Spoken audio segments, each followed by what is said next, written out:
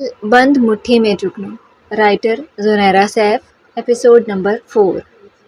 इस्लामाबाद में सॉलेह के घर का मंजर था। गाड़ी पोर्च में रुकते ही वो दोनों बाप बेटी सॉलेह की मैयत में आगे बढ़े थे। रात का वक्त हो रहा था। वो तीनों लोग जब सुबह इस्लामाबाद आए थे सीधा लोकेशन विजिट करने चले गए थे। जो चंद एक सॉलेह ने जिक्र की थी उनमें से एक बाप बेटी को पसंद आई थी और वो उन्हें बेस्ट लगी थी। मजीद कानूनी कार्रवाई कल तक मुलतवी कर दी थी। अपना सामान आते ही सॉलेह के ड्राइवर के हाथ सॉलेह के घर भिजवा दिया था। सॉलेह उन्हें साथ लिए अंदर बढ़ा था और उनके कमरे दिखाए थे ताकि फ़्रेश हो सकें। खुद बिना फ्रेश हुए अपना कोट और ब्रीफकेस मुलाजिम के हवाले किए किचन की जानिब बढ़ गया था जिधर उसका मंगवाया हुआ सामान मौजूद था और उसके पास सिर्फ चंद मिनट थे खाना तैयार करने के लिए। चंद मिनट में कुछ ऐसा तैयार करना था जो आलम अंकल के लिए हेल्दी हो और जन्नत की पसंद का भी हो, क्योंकि बाहर का खाना उन्हें सूट नहीं करता था। ये बात वो अच्छी तरह जानता था। वैसे तो खाना ज़्यादा दफ़ा कुक ही तैयार करता था, लेकिन उसके गांव में होने की वजह से वह छुट्टी पर था, एमरजेंसी में नहीं आ सकता था। और कल सुबह आने की दरख्वास्त की तो हमेशा का नर्म दिल सॉलेह कोई एतराज़ नहीं कर सका और ख़ुद ही उसने जल्दी जल्दी में दाल चावल के साथ कबाब तैयार करने का फ़ैसला किया था और दाल फ़ौरन उबलने के लिए रखी थी। पूरे 25 मिनट के बाद डाइनिंग टेबल पर दाल चावल के साथ कबाब, रोटी और रायता सलाद तैयार था। चूँकि रोटी बनाने में वो माहिर नहीं था, इसलिए इस काम के लिए वह जन्नत को ही जहमत दे चुका था, जो फ्रेश होने के बाद सीढ़ियाँ उतर के आ रही थी और सॉलेह को नीचे अपने रास्ते में खड़े पाकर अबरूज का आया था। वो एप्रन बांधे, शर्ट के बाजू फोल्ड किए उसे किचन की जानिब आने का इशारा कर रहा था। वो भी साथ चलती। चूल्हे के सामने खुश्क आटे के साथ पेड़े भी पड़े हुए थे और तवा भी चूल्हे पर मौजूद था। बस रोटी तवे पर डाली थी, जिसकी जहमत ना चाहते हुए भी जन्नत को ही करनी थी।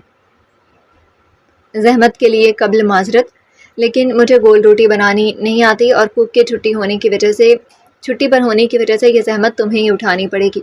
महारत के साथ सलाद के लिए खीरा काटते उसने कहा तो जन्नत अपना मोबाइल कोट की जेब में डालने के बाद उसे उतार कर कुर्सी पर डाल चुकी थी और बाजू फोल्ड करते रोटी तवे पर डालने के लिए बेल रही थी। वो ये नहीं कह सकी थी कि गोल शक्ल के अलावा रोटी खाने से पेट की शक्ल तो नहीं बदल जाती है, लेकिन खैर सॉलेह देखकर मुस्कुरा गया था। टेबल पर खाना रखते उसने बाकायदा शुक्रिया अदा किया था। अब्बा उसकी कुकिंग देखकर हैरान हो रहे थे और हर निवाले के साथ तारीफ भी कर रहे थे। ये भी पूछ रहे थे कि इतना अच्छा, वो भी जल्दी में खाना बनाना कहाँ से सीखा। वो उनकी तारीफ पर बता रहा था कि उसने आज से 7 साल कबल खाना बनाना सीखा था। तुम एक अच्छे कुक हो। अब्बा ने बरमला तारीफ की तो उसने सर खम किया था। एक नज़र जन्नत पर भी डाली थी जो उनसे लाताल्लुक सी थी, खामोश और चुप, लबों पर कुफल लगाए हुए। सॉलेह ने वाज़े नोट किया था कि उसे यहाँ रुकना पसंद नहीं आया है। गालिबन इसी वजह से चुप सी थी, लेकिन उसके अपने घर के होते हुए उनका कहीं और रुकना उसे अच्छा नहीं लगा था। खाना खाया जा चुका था और मुलाजिम बर्तन उठाकर ले गया था, तो वो और अब्बा लाउंज में चले आए थे। वो भी उनके साथ ही उठी थी, लेकिन अचानक बेबे की कॉल आ गई तो वो सुनने के लिए लाउंज की दूसरी जानिब चली आई थी, जिधर ग्लास लाइट से बाहर लॉन का मंजर नजर आ रहा था। लाउंज में एक जानिब सोफे पड़े हुए थे, जबकि दूसरी जानिब ग्लास लाइट के पास एक ही कुर्सी और उसके सामने छोटी सी टेबल जिस पर 2 किताबें और एक छोटा सा टाइम पीस पड़ा था। जन्नत स्लाइड के पास खड़ी हो गई, जिससे बाहर का मंजर वाज़े नजर आ रहा था। छोटे से लॉन में सैकड़ों पौधे लगे हुए थे, वो भी मुख्तलिफ इकसाम के, और उनकी कांट छांट से वो बड़ी अच्छी लुक दे रहे थे। जन्नत उन पौधों को नज़रों की गिरफ्त में रखे बेबे से महव गुफ्तगू थी। बेबे से खैरियत दरियाफ्त करने के बाद उसने नूह का पूछा था, जिसने उसे दोबारा कॉल नहीं की थी, लेकिन दूसरी जानिब बेबे के पास बैठे होने के बावजूद उसने बेबे से झूठ बुलवाया था कि वो कहीं गया हुआ है। जन्नत ने बेबे की बात पर यकीन कर लिया था कबल इसके कि उसकी गुफ्तगू तवालत इख्तियार करती। अब्बा ने उसे आवाज़ दी थी। उसने पलट कर देखा तो अब्बा अकेले थे, जबकि सॉलेह गैर मौजूद था। अलविदाई कलमात अदा करने के बाद अब्बा के पास आकर बैठी तो उन्होंने रिमोट से टीवी की आवाज़ मध्यम कर दी थी। अब्बा के चेहरे पर नज़र डालने के बाद उसने बाकायदा अल्फाज अदा किए थे। जी अब्बा, उसने पास ही बैठते पूछा था। अब्बा भी उधर ही देख रहे थे। तुम्हें यहाँ आना अच्छा नहीं लगा? उन्होंने जो महसूस किया था उसकी तस्दीक चाही थी और जन्नत ने कर दी थी। जन्नत ने अब्बा के चेहरे की जानिब देखा, जिधर परेशानी की हल्की सी रमक थी। उसने इस बात में सर हिलाया था। यह लाउंज का खुला सा एरिया था, जिसके चारों तरफ अतराफ से हवा दाखिल होती थी। घुटन का एहसास नहीं होता था। अब्बा, साफ बात कहूँगी, मुझे यूँ मुनासिब नहीं लग रहा है यहाँ रहना। एक तरफ मेरी उससे नाराज़गी है, उससे ठीक से बात नहीं कर रही, उसकी वजाहत सुनना नहीं चाहती, ना यकीन करने पर तैयार हूँ, और दूसरी तरफ मैं उसके घर में रुकूँ, मुझे अच्छा नहीं लग रहा। ये नामुनासिब सा है और मेरे लिए नाकाबिले कबूल। मुनाफ़कत महसूस हो रही है। वैसे भी आपकी मौजूदगी और मानी रखती है, लेकिन आपके कल जाने के बाद मैं होटल शिफ्ट हो रही हूँ। मैं फ़ैसला कर चुकी हूँ, इसलिए आप मुझे फ़ोर्स नहीं करेंगे। अब्बा ने उसके झंझलाए हुए चेहरे की जानिब देखा था, फिर सर हिला दिया था। उन्हें एतराज़ नहीं था। وہ اسے زبردستی کچھ بھی نہیں منوا سکتے تھے۔ اگر وہ کہہ رہی تھی تو ٹھیک ہے، اس کی مرضی، ابا نے بحث کرنا مناسب بھی نہیں سمجھا۔ ٹھیک ہے، جیسے تمہاری مرضی۔ ان کے لیے کافی لاتے صالح یوسف نے جنت کی آواز سنی تو یوں ان کے درمیان اچانک مداخلت مناسب نہیں لگی تھی، اس لیے واپس کچن کی جانب چلا گیا تھا۔ کچھ لمحے وہ کچھ سوچتا رہا تھا، پھر اس نے فون نکال کر واسع بھائی کے نمبر پر کال کی تو انہوں نے فوراً اٹھا لی تھی۔ چند ایک باتوں کے بعد وہ مدعے پر آیا تھا۔ بھائی، میں چاہتا ہوں کہ آپ بچوں اور بھابھی کو ایک ہفتے کے لیے میرے پاس چھوڑ دیں، بچے چھٹیاں انجوائے کر لیں گے۔ دوسری جانب سے انہوں نے خوشگواری کا اظہار کیا تھا۔ اچھا آپ رہنے دیں، میں ڈرائیور بھیج دوں گا۔ جی بہتر، ٹھیک ہے، اللہ حافظ۔ اختتامی کلمات ادا کیے تھے اور فون بند کر کے جیب میں اڑسا تھا، پھر ایک نظر دونوں باپ بیٹی پر ڈالنے کے بعد ان کی جانب بڑھا تھا جو اب خاموش ٹی وی کی جانب متوجہ تھے۔ یقیناً مذاکرات اختتام پذیر ہو گئے تھے۔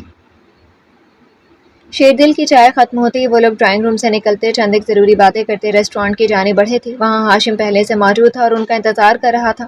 ہاشم کو دیکھ کر ہمیشہ کی طرح شیردل کے ماتھے پر 2 بل بڑے واضح ہوئے تھے۔ لابی سے گزرتے دیکھ کر ہاشم بھی ان کی میت میں آگے بڑھا تھا۔ صبح کا وقت تھا تو رش بھی نہ ہونے کے برابر تھا۔ ریسیپشن پر موجود لڑکی کے پاس رک کر کچھ پوچھا، پھر وہ اندر آفس کی جانب بڑھ گئی۔ اس کے پیچھے شیردل تھا جو اپنے موبائل پر کچھ دیکھتے اندر داخل ہوا اور ہاشم بھی ان کی تقلید میں اندر آیا تھا۔ وہ سربراہی کرسی پر بیٹھی ان کے بیٹھنے کے منتظر تھی۔ ہاشم، فائل؟ اس نے ہاتھ بڑھایا تو ہاشم نے ایک فائل میز پر اس کے آگے رکھی تھی اور خود پیچھے ہو کر بیٹھ گیا تھا۔ وہ دونوں اس کے سامنے بیٹھے تھے، دونوں کا رخ ایک دوسرے کی جانب تھا، یوں کہ میز کے دونوں مشرق اور مغرب دونوں کناروں پر ایک ایک کرسی موجود تھی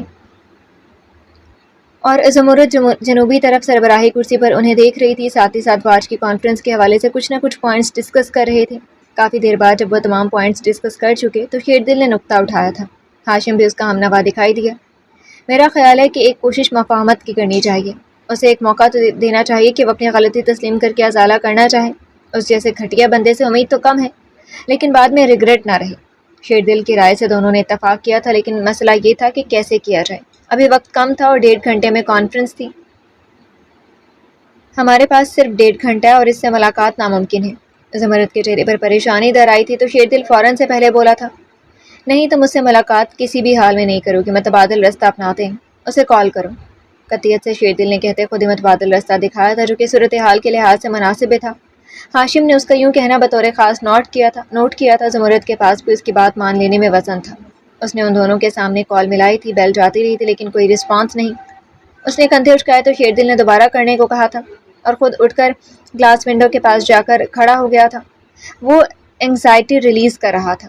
اپنے فون سے ایک کال ملائی تھی اور نیچے سڑک پر رواں دواں ٹریفک کو دیکھ رہا تھا۔ ریسٹورانٹ میں یہ آفس بالائی منزل پر واقع تھا جس کی ایک بڑی سی گلاس سلائڈ تھی۔ گلاس سلائڈ سے باہر کے مناظر پوری آب و تاب سے نظر آتے تھے۔ پھر کرو، ہمیں ہر حال میں اس سے بات کرنی ہے۔ اس کے دماغ میں اس وقت بہت کچھ چل رہا تھا کہ اس کی مضبوطی کے لیے یہ بات ہونا ضروری تھی۔ وہ جاننا چاہتا تھا کہ مہتاب مرتضیٰ کو اگر ایک چانس دیا جائے تو وہ کیا کرے گا۔ اگر وہ فوراً مان گیا تو وہ خود کو بچانا چاہے گا ہر حال میں، لیکن اگر وہ آج کے علاوہ وقت مانگے گا تو وہ کوئی بڑی گیم کھیلے گا اور ان کی آفر کسی بھی حال میں قبول نہیں کرے گا۔ ناشتے کی میز پر اس وقت ناشتے کے تمام لوازمات موجود تھے۔ میز کی سربراہی کرسی پر اس وقت اس خاندان کا خوبصورت ترین مرد بیٹھا تھا جس کے دائیں جانب اس کی والدہ بیٹھی تھی۔ ماں بیٹے کی شکل میں 70% مشابہت تھی۔ بیٹا اس وقت مکمل فارمل ڈریسنگ میں تھا، بائیں جانب ایک ملازم سر جھکائے اس کا کوٹ اور بریف کیس لیے کھڑا تھا، اپنے باس کے کھانا ختم کرنے کا منتظر کھڑا تھا۔ باس نفاست سے آملیٹ کا ٹکڑا منہ میں رکھ رہا تھا جب اسی ملازم نے اپنے ہاتھ میں پکڑے اس کے موبائل کو سامنے کیا تھا جس پر ایک ہی نمبر سے 10ویں کال تھی۔ انداز میں جھجک اور ڈر برقرار تھا، متوقع بے عزتی کے ڈر سے، کیونکہ کھانے کے دوران ضروری سے ضروری کال بھی وہ نہیں سننا چاہتا تھا سوائے اپنی ماں کی کال کے۔ اس کے بائیں جانب آ کر ملازم نے تھوڑا سا موبائل نیچے کی جانب رخ کیے سامنے کیا تھا اور اس عمل کو اس کے ماں اور بیٹے نے ناگواری سے دیکھا تھا، لیکن بیٹے کی ناگواری فوراً زائل ہوئی تھی۔ نمبر دیکھ کر وہ چونکا تھا۔ کھایا آملیٹ چھری کانٹے سمیت پلیٹ میں چھوڑا تھا۔ عجلت میں نیپکن سے منہ صاف کرتے چھیننے کے انداز سے موبائل پکڑا اور کال بیک کی تھی، ساتھ ہی ایک ایک گالی سے ملازم کا نوازا تھا جس نے لیٹ بتایا تھا۔ ماں نے عجلت میں اٹھنے پر اپنا کھانا بھی روک کر اسے دیکھا تھا۔ سب ٹھیک ہے؟ ماں کے لہجے میں پریشانی کی ہلکی سی رمق تھی۔ اس نے محض سر ہلاتے باہر کی جانب قدم بڑھائے تھے اور اپنے پیچھے کوٹ لے کر آتے ملازم کو ہاتھ اٹھا کر روکا تھا۔ باہر لان میں آ کر اس نے کال کی تو تیسری بیل پر کال اٹھائی گئی تھی۔ دیر پر کال اٹھانے پر اس کے ماتھے کے بل گہرے ہوئے تھے اور گردن کی رگیں تن گئی تھی۔ غالباً آپ مجھ سے ملنے پر راضی ہو گئی ہیں، اس لیے میری آواز سننے کی اتنی بےتابی ہو رہی ہے۔ کیلیفورنیا سے واپسی پر اس نے ملنے کی خواہش ظاہر کی تھی اور اسے کچھ پیشکش بھی کی تھی جس پر زمرد نے انکار کیا تھا اور اس نے از خود سوچنے کا وقت دیا تھا۔ और कॉल उठाते उसने आवाज़ को नरम करते कहा था। माथे के बल हनूस कायम थे, लेकिन आवाज़ में नरमी के साथ चाशनी दर आई थी। उसकी घटिया बात पर शेरदिल की रंगत दहकी थी। उसने बमुश्किल खुद को जवाब देने से रोका था, लेकिन ज़ुमरद के स्पार्ट चेहरे पर कोई तासुर नहीं उभरा हुआ था। महताब मुर्तज़ा, ये बेताबी आपको होगी, वो भी कुछ घंटों बाद किसी और से मिलने की, लेकिन फिल वक्त मैं चाहती हूँ आप माफ़ी मांग लें और तमाम जुर्म कबूल कर लें जो आपने किए हैं, और कानून के मुताबिक अपनी सज़ा भुगतें। उसने ऐसे आम से अंदाज से कहा तो उसके कहने पर वो हंसा था, वो भी दिल खोल कर, और हंसता ही चला गया। उसकी हर बात के साथ शेरदिल ज़ब्त का मुजाहरा कर रहा था और उसकी हंसी अब जल्दी पर तेल का काम कर रही थी। ज़ुमरद ने भी खुद को मजीद कुछ कहने से बाज रखा था। वो सिर्फ फॉर्मेलिटी पूरी कर रहे थे, क्योंकि वो जानते थे कि किसी भी हाल में वो कोई भी मुतालबा कबूल नहीं करेगा। ज़ुमरद साहिबा, आप चाहती हैं कि मैं सब कबूल करके सज़ा भुगतूँ और अपनी मतवक्के कौमी असम्बली की सीट से भी हाथ धो बैठूँ? आपने मुझे बेवकूफ़ समझ रखा है और आपके प्यारे के अब्बा वो सीट हासिल कर लें। अमेजिंग, दूसरों की आड़ में आप अच्छा खेल खेल रही हैं। बहुत खूब, अपनी माँ और मेरी कज़न की आड़ में आप उनको फ़ायदा पहुँचा रही हैं। खूब। उसने फ़ौरन लहजा बदला था और ताक ताक के निशाने लगाए थे। यह उनके लिए गैर मुतवक्के था। ऐसी घटिया बात की कम अज़ कम उन्हें उम्मीद नहीं थी, लेकिन वो महताब मुर्तज़ा था जिसकी हर बात घटिया हो सकती थी, कि शेरदिल का अंदाज़ा था। ज़ुमरद कुछ देर के लिए खामोश हो गई थी। इस हमले की उसे उम्मीद नहीं थी। उसने सीधा उसके किरदार पर हमला किया था कि वो इस सब की आड़ में शेरदिल की वजह से उसके बाप को फ़ायदा पहुंचा रही है, जो उसके लिए नाकाबिले बर्दाश्त था। लेकिन उसकी बर्दाश्त बहुत ज़्यादा थी। इस बात से महताब मुर्तज़ा नावाकिफ़ था। जैसे आपकी मर्ज़ी, लेकिन वक्त गवाह है। मैंने आपको एक चांस दिया था सरेंडर करने का, लेकिन यह अब आपका इंतखाब है। मैं कुछ नहीं कर सकती। उसने कोई भी तासुर चेहरे पर आए बिना कंधे उचकाए और वाज़े किया कि महताब मुर्तज़ा, तुमने ये मौका गंवा दिया। अब अपनी बर्बादी के जिम्मेदार खुद होगे। उसके लहजे में कुछ ऐसा था कि महताब मुर्तज़ा चौंका था। उसका हाथ इस तरारी कैफियत में अपने माथे तक गया था जिसे उसने परेशानी से मसला था। सेकंड्स में लाहे अमल तय किया था। खुद को बचाने के लिए वो हर कदम पर तैयार था। अच्छा, ऐसा करते हैं, आप मुझे कुछ वक्त दें, मैं आपको सोच कर बताता हूँ। लम्हों में उसने फैसला किया था, क्योंकि उसकी छठी हिस्स ने कुछ गैर मामूली सा फील किया था, कुछ गलत सा, अलग सा, जो उसके हक में नहीं होने जा रहा था। लम्हों के फैसले ने भी उसका साथ नहीं दिया था। शेरदिल भी फौरन चौंका था और उसने जल्दी से दाएं बाएं नफी में सर हिलाया था। आई एम सॉरी, अब आपने ये मौका गंवा दिया है। उसने सुकून से कुर्सी से टेक लगाई और उसे बेसुकून किया था। कॉल बंद हो चुकी थी और हाशिम उनकी कॉल के दौरान एक फाइल उठाकर बाहर निकल गया था, ताकि रेस्टोरेंट की सिक्योरिटी में भी इजाफा किया जा सके, जो कि शेरदिल का हुक्म था। उस वक्त वो दोनों ही बैठे थे। इससे पहले कि शेरदिल कुछ कहता, फ़ोन दोबारा रिंग किया था। महताब मुर्तज़ा की कॉल थी। उसने बजने दिया। वो भी फैसला नहीं कर पा रही थी कि अब उठाए या नहीं। 3 दफ़ा फ़ोन बजकर बंद हो चुका था। दूसरी जानिब महताब मुर्तज़ा के मुंह से इंग्लिश में से एक गाली निकली थी। उठाओ। वो कोई पेशकश करना चाहेगा या कोई शर्त रखेगा? वो एक शातिर आदमी है, हमारी बातों में नहीं आएगा। सिर्फ ध्यान बटाने के लिए कोई ना कोई मुतालबा पेश करेगा। वो खेलना चाहता है तो तुम उसे खेलने दो। अब गेंद हमारे कोर्ट में है। शेरदिल ने उठाने को कहा तो उसने गैस करके स्पीकर पर डाल दिया। दूसरी जानिब से वरी से शिद्दत से मुंतज़िर था। फौरन ही बोला था, मैं कुछ वक्त चाहता हूँ। उसके कहने पर शेरदिल ने फौरन नोट पैड पर कुछ लिखा था और उसके सामने किया। उसने पढ़कर वही अल्फाज दोहराए थे, कितना वक्त? ज़ुमरद के अल्फाज उसके तवक्को के बरक्स थे। वो अभी भी इनकार की उम्मीद देख रहा था, लेकिन उसके अल्फाज तवक्को के बरक्स नताइज थे। कुछ दिन। वो भी मुकालमा तैयार किए बैठा था। उसकी आवाज़ में संजीदगी तरह आई थी, लेकिन धीमापन हनूस कायम था, जो उसकी आवाज़ का हिस्सा था, मुकाबिल को गुमराह करने के लिए। यूं तो ये नामुमकिन है, लेकिन मैंने आपको कॉल ही इसी वजह से की थी कि मफाहमत की कोई राह निकल आए। इसलिए मैं आपको 3 दिन का वक्त देती हूँ। उसके बाद मैं आपकी तरफ से फैसले की मुंतज़िर रहूँगी, लेकिन ये मत भूलिएगा कि आपके खिलाफ सबूत मेरे हाथ में है। उसने शेरदिल के अल्फाज दोहराए थे जिन पर वो यकीन करने पर मुतामल था, लेकिन उसके अलावा कोई और चारा भी नहीं था। वहीं खड़े खड़े उसने एक और नंबर मिलाया था। माथे के बलों में इजाफा हो चुका था और गर्दन की रगें हनूस तनी हुई थी। बायां हाथ इस तरारी कैफियत में कभी कान की लू मसलता, कभी माथा। दूसरी जानिब से कॉल उठाई गई तो उसने शुक्र अदा किया। मुझे इस औरत की तमाम हरकतों सकनात की खबर चाहिए। आज वो क्या करने वाली है, ये भी 1 घंटा है तुम्हारे पास। उसने कलाई मोड़कर देखी। 8:45 हो गए थे। दूसरी जानिब से ओके कहा गया तो वो वापस डाइनिंग हॉल की जानिब बढ़ा था, जिधर वालिदा खाना खा चुकी थी, लेकिन उसके इंतजार में बैठी थी। उनके चेहरे पर भी परेशानी की रमक थी। उसे देखकर इस तरारी कैफियत में उठी तो उसने अपना चेहरा नॉर्मल किया था, जिस पर कुछ देर कबल परेशानी रकम थी। रंग बदलने में उसे कमाल हासिल था। कोई सीरियस मसला है? उसके रंग बदलने के बावजूद वो महसूस कर गई थी। नथिंग। आप सुनाएं, कब फ्लाइट है कराची की? बात बदल गया तो वो भी इस मौजू पर कोई बात नहीं कर सकी थी।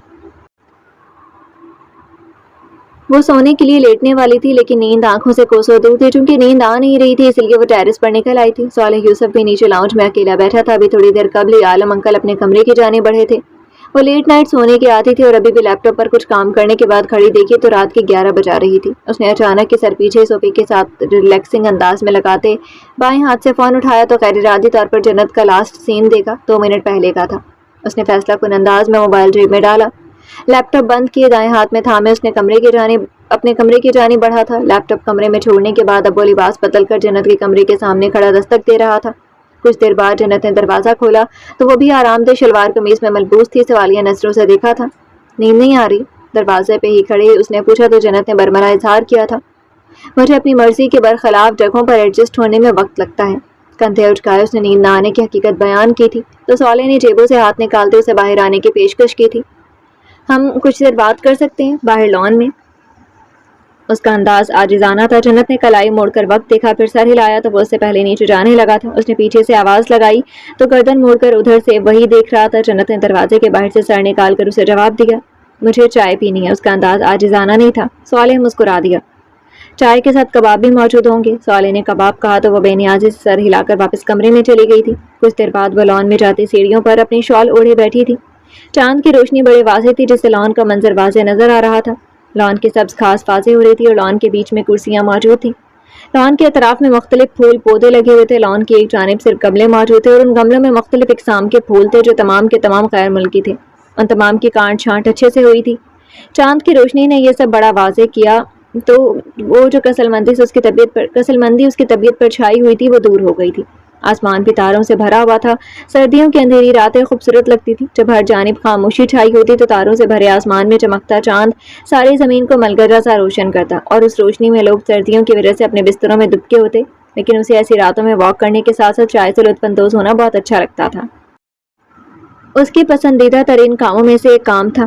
چائے کا گرم کپ ہاتھوں کو حرارت بخشتا سردی کے احساس کو زائل کر دیتا جس سے تمام کلفت اور طبیعت کا مکدر پن دور ہو جاتا. اس کے نزدیک ایک اچھا سائن تھا اپنی پریشانیوں سے دور ہو کر لطف اندوز ہونے کا. اب بھی وہ اسی منظر میں کھوئی ہوئی تھی جب صالح نے ٹرے لا کر درمیان میں رکھی تھی. وہ چونکتی نہیں تھی. بڑی کنزرو پرسن تھی. ابھی بھی معمول کے انداز میں گردن موڑے دیکھا تھا. ٹرے میں موجود 2 کپ چائے کے ساتھ کباب تھے اور ٹرے ان دونوں کے درمیان موجود تھی. سیڑھیوں کے دونوں اطراف میں ڈھیروں گملے رکھے تھے اور سیڑھیوں پر وہ موجود تھے. تم کچھ بات کرنا چاہتے تھے؟ اپنا کپ اٹھا کر منہ کو لگایا تھا پھر اس کی جانب رخ کیا جو اپنے کپ کے کناروں پر انگلیاں پھیر رہا تھا. وہ مضطرب تھا. اس کے چہرے سے ظاہر تھا. چہرے پر ایک نامعلوم سے بے چینی بھی تھی. جنت نے اگر کہا تھا کہ وہ چہرے سے دل کا حال جان لیتی ہے تو وہ غلط نہیں کہا تھا. میں نہیں چاہتا کہ تم اپنی مرضی کے خلاف کوئی بھی ایسی چیز قبول کرو یا فیصلہ کرو جو تم نہیں کرنا چاہتی جس سے تم ذہنی اذیت کا شکار ہو کیونکہ میں نہیں چاہتا تم بھی اسی اذیت سے گزرو جس سے میں گزرا ہوں. میں نے تمہاری ہوٹل میں بکنگ کروا دی ہے. کل انکل کے جانے کے بعد میں تمہیں وہاں چھوڑ آؤں گا. صالح یوسف نے دور آسمان کو تکتے اسے کہا تو جنت نے محض ایک نظر اسے دیکھا تھا. اس کے لہجے میں اداسی در آئی تھی جس نے ماحول کو بھی لپیٹ میں لے لیا تھا. صالح یوسف کا چہرہ اس وقت گزرے حالات کی داستان سنا رہا تھا. Thank you. جنت نے کباب انجوائے کرتے کہا تو وہ اپنے فیصلے پر ابھی ڈٹی ہوئی تھی. صالح کچھ نہیں بولا تھا. آج سے 10 سال قبل اس نے اپنی مرضی سے انتخاب کیا تھا اور آج وہ اسے اس کا انتخاب کرنے دینا چاہتا تھا. رشتوں کو باندھ دینا خود سے جوڑنا نہیں زبردستی جوڑنا ہوتا ہے. جیسے ایک اینٹ پوری دیوار بننے کے بعد لگائی جائے. جب دیوار پلستر کی گئی ہو تو وہ ہمیشہ الگ سے نظر آتی ہے اور پوری دیوار کو بدصورت بنا دیتی ہے. وہ یہ ایک اینٹ نہیں لگانا چاہتا تھا. زبردستی کسی بھی رشتے کو قبول نہیں کروانا چاہتا تھا. جو جیسا چاہتا ہے اسے ویسا کرنا چاہیے. اپنی مرضی کا انتخاب ہر کسی کا بنیادی حق ہے. وہ اس پر قائل تھا. تمہیں پتہ ہے میں یہاں آج سے 2 سال قبل شفٹ ہوا ہوں. اس سے قبل میں جگہ جگہ رہا ہوں اور مجھے وہ جگہیں ابھی تک یاد ہیں بہت اچھی طرح سے جن میں میں 10 سال پہلے بھی رہا تھا اور وہ لوگ بھی جن کے ساتھ رہا ہوں. لوگوں کو یاد رکھنے میں میری یادداشت بہت اچھی ہے اور ان کی باتوں کو بھی. میرے اس 10 سال کے سفر میں مجھے کچھ اچھے لوگ بہت یاد آئے اور کچھ برے لوگوں کی باتیں بھی. لفظ اچھے پر اس نے ایک بڑی گہری اور دلچسپ نظر جنت پر ڈالی تھی تو چائے کے کپ کو دونوں ہاتھوں میں تھامے سامنے دیکھتی اسے غور سے سن رہی تھی. اپنے پیاروں کو بہت زیادہ دن رات یاد کرنے کے باوجود میں نے کبھی یہ فیصلہ نہیں کیا تھا کہ میں اس وقت سے پہلے چلا جاؤں جو میں نے 10 سال قبل طے کیا تھا. حتیٰ کہ تب بھی جب میں صرف چائے پیتا تھا یا چائے کے ساتھ کباب دیکھتا تھا. کسی کو حقہ پیتے دیکھتا تو دادا یاد آتے. چھوٹے بچوں کو کھیلتے دیکھتا تھا تو اپنے بھائی کے بچے یاد آتے تھے. کسی بھی اچھے انسان سے ملتا تھا تو عالم انکل یاد آتے تھے اور جب کبھی کسی بوڑھی عورت کو دیکھتا تھا تو بیبے یاد آتی تھی اور جب بھی کسی کپل کو یا بڑے بھائی کو دیکھتا تو واسع بھائی یاد آتے، میرے لیے یاد کرنے کو یہ چند لوگ تھے۔ اور ہاں، کبھی کبھار نوح بھی یاد آتا تھا، جب کچھ دوستوں کو سائیکلنگ کرتے دیکھتا یا 3 دوست دیکھتا اور ان میں ایک لڑکی ہوتی اور وہ 2 دوست اس کی باتیں بڑے غور سے سن اور مان رہے ہوتے۔ کبھی بھی ایسا نہیں ہوا تھا کہ میرا دل واپس جانے کو نہ چاہا ہو، لیکن میں نے ایک مدت طے کی تھی، اس سے قبل نہیں جاؤں گا، جو وعدہ میں نے خود سے کیا تھا۔ بس یہی ایک چیز مجھے روکتی تھی۔ صالح کے چہرے پر اس وقت کچھ نرمی، کچھ گرمی، کچھ معصومیت، کچھ سنجیدگی اور کچھ پیچھے چھوڑ آنے کا دکھ تھا، لیکن وہ آسودگی ان سب پر حاوی تھی، ان سے آخر میں اس کے چہرے پر تھی۔ جنت نے خاموشی سے سنا تھا، لیکن کہا کچھ بھی نہیں تھا۔ اس وقت صرف اسے سننا اچھا لگ رہا تھا کہ اس کے دل نے برملا اظہار کیا تھا۔ سننے میں کیا اچھا لگ رہا تھا، وہ جو سنا رہا تھا کہ اس کی آواز پہ دل ایک دفعہ رکا تھا۔ ہاں، اس کی آواز کا فسوں تھا جو اس وقت چھایا ہوا تھا۔ صالح نے اپنی خاموشی پہ اسے دیکھا تھا، جو پرسکون لگ رہی تھی۔ اس کے چہرے پر کوئی بھی ایسا تاثر نہیں تھا جس سے وہ اندازہ لگاتا کہ میری اس وضاحت سے وہ کیا سوچ رہی ہے، لیکن وہ نہیں لگا پایا تھا کیونکہ اپنے تاثرات چھپانے میں اسے ملکہ حاصل تھا۔ کباب ٹھنڈے ہو گئے ہیں۔ کافی دیر کی خاموشی کے بعد جب صالح مزید کچھ نہیں بولا تو جنت کے اس اچانک افسوس پر وہ ہنسا تھا۔ کم از کم اس وقت جنت نے اسے حیران کیا تھا، کوئی شکوہ یا شکایت نہیں تھی۔ ہاں، افسوس کیا تھا، وہ بھی کباب کا۔ صالح کے ہنسنے پر جنت نے دیکھا تو وہ کپ ٹرے میں رکھ رہا تھا۔ اس وقت وہ جنت سے کچھ نہ کچھ ایکسپیکٹ کر رہا تھا، لیکن وہ کم از کم کبابوں کے ٹھنڈے ہونے کا افسوس نہیں تھا۔ دل نے لان تان کی تھی اور جنت سے امید باندھو وہ سر جھٹک گیا تھا۔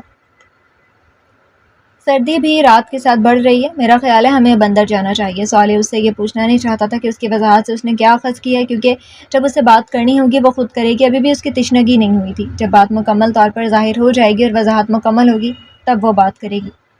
میں کباب گرم کر کے لا سکتا ہوں؟ وہ اوپر کی جانب اپنے کمرے میں جانے لگی تھی جب پہلی سیڑھی پر اس نے صالح یوسف کی آواز کو سننا چاہا تھا۔ گردن موڑ کر اسے دیکھا جو اس کی جانب دیکھ رہا تھا۔ غالباً وہ ابھی بھی باورچی کے فرائض نبھانا چاہتا تھا۔ اب میں بری مہمان نہیں ہوں کہ رات کے 1 بجے تمہیں کچن میں بھیجوں، اب صرف سوؤں گی، اس نے ہلکی سے مسکراہٹ سے کہا تو ایک تبسم صالح یوسف کی آنکھوں میں ابھرا تھا۔ ریسٹورانٹ کے آفس کے واش روم میں اپنے چہرے پر پانی کے چھینٹے مارتے اس نے وہ تمام تر غصہ زائل کرنے کی کوشش کی تھی جو مہتاب مرتضیٰ کی باتوں نے اس پر حاوی کیا تھا۔ وہ تمام وقت میں شیردل اور ہاشم کے سامنے بڑی کول رہی تھی، لیکن اس کے الفاظ سخت تھے۔ مہتاب مرتضیٰ نے سیدھا اس کی ذات پر، اس کے پروفیشن پر حملہ کیا تھا۔ اس نے اور چھینٹے پانی کے منہ پر مارے تھے۔ اپنی دونوں ہتھیلیاں واش بیسن پر جمائے سامنے نظر آتے شیشے میں اپنے عکس کو بڑے غور سے دیکھا تھا۔ اس نے اپنی عکس پر ان باتوں کی پرچھائی تلاشنی چاہی تو وہاں بالکل کورے صفحات نظر آئے تھے۔ اس نے ٹیشو لیا، منہ صاف کیا اور ٹیشو پیپر ڈسٹ بن میں اچھال دیا تھا۔ صرف اتنی سی اوقات تھی اس کی باتوں کی۔ اب چہرے کو دوبارہ شیشے میں دیکھا تو کچھ دیر پہلے سے مختلف تھا۔ اب اپنی ذات کا اعتماد نظر آ رہا تھا، خود کی ذات کو اپنی ہی آنکھوں سے دیکھ رہی تھی۔ پہلے دوسروں کی نگاہ تھی، تنقیدی نگاہ، لیکن اسے اپنی ذات میں کوئی بھی خامی نظر نہیں آئی تھی جس کا ذکر اس نے کیا تھا۔ میں ایک ایماندار بندی ہوں، میرا ضمیر مجھے کسی سے بھی بے ایمانی نہیں سکھاتا۔ میں مہتاب مرتضیٰ سے کسی بات کا بدلہ لینا چاہتی ہوں۔ خود سے سوال کیا تو اس کا جواب بہت واضح تھا، سوچنے کی زیادہ ضرورت ہی نہیں پڑی تھی۔ اپنی ماں کے ایکسیڈنٹ اور حالے کے کیس کا، اور اس تمام کیس میں شیردل اور ہاشم محض میری مدد کر رہے ہیں۔ شیردل کی مدد میں لے رہی ہوں، نہ کہ وہ مجھے اپنے فائدے کے لیے استعمال کر رہا ہے۔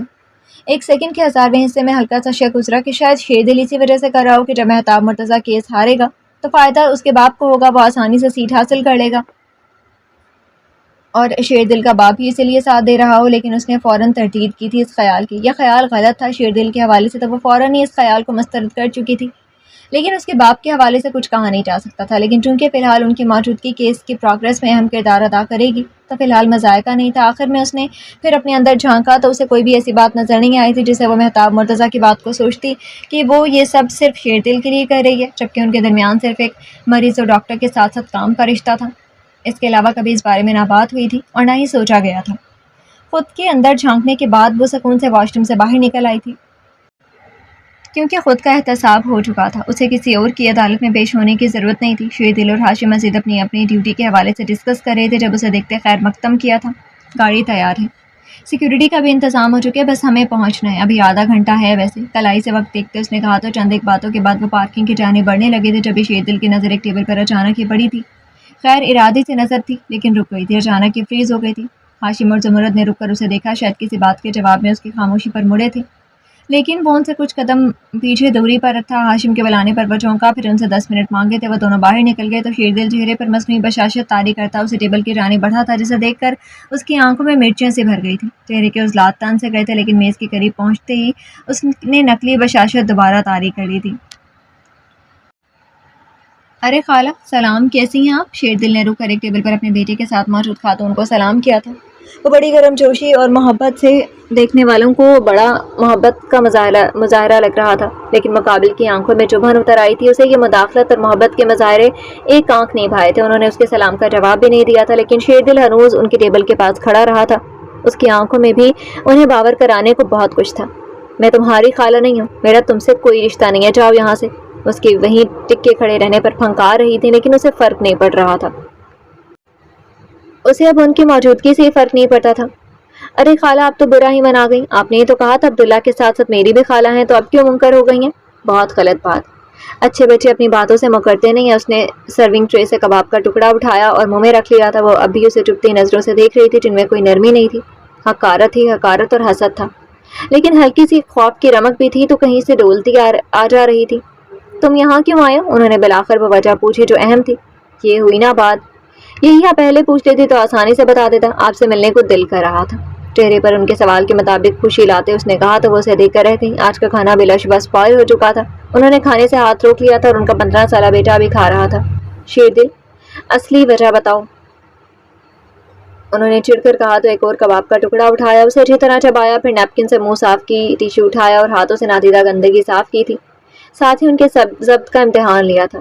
مجھے آپ کو بتانا تھا کہ مجھے وہ آواز پہچان میں آ چکی ہے جس نے یہ کہنے پر مجبور کیا تھا کہ میں نے عبداللہ کا قتل کیا۔ ارے آپ کیوں پیلی ہو رہی ہیں؟ بیٹا اپنی ماما کو پانی دو۔ جھک کر ان کے کان کے پاس سوٹ پھونکا تو وہ ساکت رہ گئی تھی، اور وہ اپنی بات کہہ کر وہاں سے نکل کر آنکھوں پر چشمہ لگائے نکلتا چلا گیا تھا۔ ڈرائنگ روم میں اس وقت محفل سجی ہوئی تھی۔ بیبے، دادا، واسع بھائی، ان کی بیگم، بچے اور چھوٹے چچا، بڑے چچا سمیت سبھی جنت ہاؤس میں موجود تھے۔ رات کا وقت تھا، جس کی مناسبت سے چائے کے ساتھ لوازمات میز پر موجود تھے۔ خوش کپیاں جاری تھیں۔ واسع بھائی نے کچھ پوچھا تو دادا نے اچانک بیبی کی جانب دیکھا تھا کہ بھئی آپ جواب دیں۔ ان کے دیکھنے پر سبھی اچانک خاموش ہو گئے تھے اور بیبی کی جانب منتظر نظروں سے دیکھ رہے تھے۔ دیکھو پتر، ہمیں تم بھائیوں کی شرافت پر اعتراض ہے، نہ تربیت پر کوئی شک، لیکن ہم چاہتے ہیں کہ یہ جو درمیان میں 10 سال آئی ہیں ان کا اثر قدرے مدھم ہو جائے تو پھر یہ شادی بھی کر لیں گے۔ خیر سے تب تک اگر بچے خود بھی معاملات حل کر لیں تو آسانی ہوگی، کیونکہ 10 سال کے عرصے کو یوں 10 دنوں میں بھلانا آسان تو نہیں ہوگا۔ پتر تم بھی سمجھدار ہو، اس لیے بہتر ہے کہ ہم اس معاملے کو ٹھنڈے طریقے سے حل کرتے ہیں۔ بیبی نے بڑے واضح اور کھلے انداز میں وہی باتیں کہی تھی جو جنت نے اعتراض کے طور پر ان کے سامنے رکھی تھی۔ واسع بھائی بھی قائل ہو گئے تھے، وہ خود بھی یہی چاہتے تھے، لیکن چونکہ پہلی دفعہ ادھر سے ہی بلاوا آیا تھا، اس لیے انہیں اب یوں اپنی جانب سے خاموشی اختیار کیے جانے پر شرمندگی ہو رہی تھی۔ تو صالح کی رائے سے وہ ان سے ملنے چلے آئے تھے۔ چچا لوگ ماں کے ہمنوا تھے، انہیں تو یوں بھی آسانی سے صالح کا یوں ہمسائے میں آ کر رہنا بھی پسند نہیں آیا تھا، وہ بھی بنا وضاحت اور تفتیش کے، لیکن جب عالم بھائی اجازت دے چکے تھے تو وہ کچھ کر نہیں سکتے تھے۔ اس کے باوجود انہوں نے والدہ کے کان میں یہ تفتیش والی بات ڈال دی تھی کہ اپنے خاندان کے سب سے سمجھدار بیٹی کو یوں بنا کوئی تفتیش کے بیانے نہیں دیں گے، تو بہتر ہے کہ وقت لے کر دیکھ بھال کر فیصلہ کیا جائے، ہتھیلی پر سرسوں جمانے کی کوشش نہ کی جائے۔ عالم امین چونکہ پہلے سے ہی باپ سے اس بارے میں بات کر چکے تھے جنت کی رائے کے بعد، تو بیبی نے بھی انہیں سبھاؤ سے سمجھا دیا تھا۔ میرے باپ کی وفات کے 41ویں دن میں واپس اپنے گھر جانے لگی تھی، کیونکہ میرا بیٹا اپنے باپ کے پاس تھا۔ اس کے اپنے ددیال سے محبت اور اٹیچمنٹ بہت تھی، اس لیے میری حالت اور صدمے کے پیش نظر میرے شوہر اسے واپس ساتھ لے گئے تھے۔ مجھ سے ان دنوں میں مہتاب کا رویہ بڑا نرم ہو گیا تھا، جیسے وہ اپنے پہلے کے کیے پر شرمندہ تھا۔ میں نے پھر بھی اس کے رویے کو توجہ نہیں دی تھی، کیونکہ میرا اس طرف کوئی دھیان ہی نہیں گیا تھا۔ میرے جاتے وقت اس نے خود مجھے چھوڑ کر آنے کی پیشکش کی تھی، لیکن میں نے گاڑی میں بیٹھتے ہی منع کر دیا تھا کہ میں اکیلی سفر کرنا چاہتی ہوں۔ چونکہ میرا وہاں اب کوئی ایسا رشتہ نہیں تھا کہ میں مزید رکتی، اسی لیے میں وہاں سے اکیلی ہی واپس جانا چاہتی تھی۔ ڈرائیور گاڑی چلا رہا تھا جب آدھے راستے میں جا کر اچانک گاڑی رک گئی تھی۔ اس سے پہلے کہ میں ڈرائیور سے پوچھتی کہ گاڑی رکنے کی کیا وجہ ہے، اچانک کسی نے گاڑی کا دروازہ کھولا اور 2 ہاتھوں نے بڑی بے دردی اور بے رحمی سے مجھے کھینچتے باہر نکالا، اور فوراً ہی میرے منہ پر رومال بھی رکھا تھا۔ لیکن میرے نروز شروع سے ہی بہت مضبوط ہیں۔ اپنے ساتھ آئی گاڑی میں بٹھاتے ہوئے مجھے ہوش تھا، اور انہوں نے مجھے بڑی بے رحمی سے گاڑی کے اندر پھینکا تھا۔ وہ 2 لوگ تھے، ایک گاڑی میں چلا رہا تھا اور دوسرا اس کے ساتھ پیسنجر سیٹ پر بیٹھا ہوا تھا۔ تو انہوں نے مجھے بٹھانے کے بعد وہ کسی کو فون پر رپورٹ دے رہے تھے۔ شاید انہیں لگا تھا کہ میں بے ہوش ہو گئی ہوں، ورنہ میرے ہوش میں آنے کی وجہ سے وہ اس سے بھی بات نہیں کرتے، جس کے کہنے پر مجھے اغوا کر कर रहे थे। उस शख्स का नाम मुझे ऐसा लग रहा था जैसे मैं पहली दफ़ा सुन रही हूँ, लेकिन मुझे मज़ीद सोचने का वक्त नहीं मिला था। दोबारा मेरी आँख एक ऐसी जगह पर खुली थी जिससे मैं नावाकिफ़ थी। जब मुझे होश आया तो इर्द गिर्द की चीज़ें वाज़ेह हो रही थी। काट कबाड़ से कमरा भरा पड़ा था। फर्श का एक कोना खाली था जिधर मैं मौजूद थी। पूरे कमरे में उस वक्त 4 बल्ब रोशन थे। चारों दीवारों पर जिन्होंने कमरे को रोशन किया हुआ था, उस कमरे में कोई भी खिड़की नहीं थी जिससे पता चलता कि बाहर का मौसम कैसा है या क्या वक्त हो चुका है। मुझे बेचैनी हो रही थी क्योंकि मेरा बेटा मेरी आमद का मुंतज़िर था। दिल में अजीब से वसवसे आ रहे थे। मैंने उठकर दरवाज़ा तलाशना चाहा तो वो नहीं था। अलबत्ता ऊपर को जाती सीढ़ियाँ थी जिनके आखिर में दरवाज़ा था, लेकिन वो बंद था। मेरे बार बार चीखने चिल्लाने और बोलने के बावजूद भी कोई आवाज़ नहीं सुनाई दी। सिवाय सब्र के उस वक्त कोई चारा नहीं था।